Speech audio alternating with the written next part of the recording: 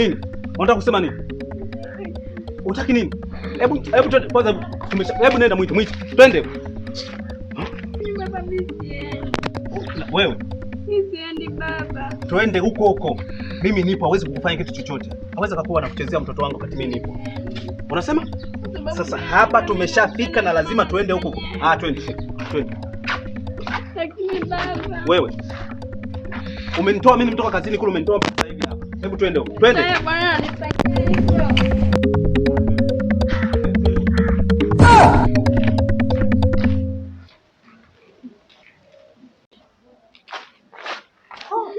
Nini sasa nini? Unataka kishalishali. Kuja. Hebu kuja. Unamjua? Mke wangu. Kwa nini unamtesa mwanangu? Nimekutesa. Nimekutesa saa ngapi?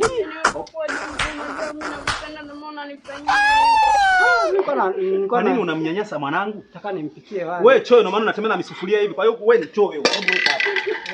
Njoo. Hivi hebu muache. Kwa nini unamnyanyasia mwanangu? Namnyanyasa.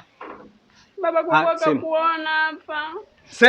Sema alivyokuambia. Nimekunyanyasa saa ngapi? Kule ndani uliniambiaje? Sikukwambia. Nisikia vibaya. Unamtukana mwanangu na pia unanitukana na mimi.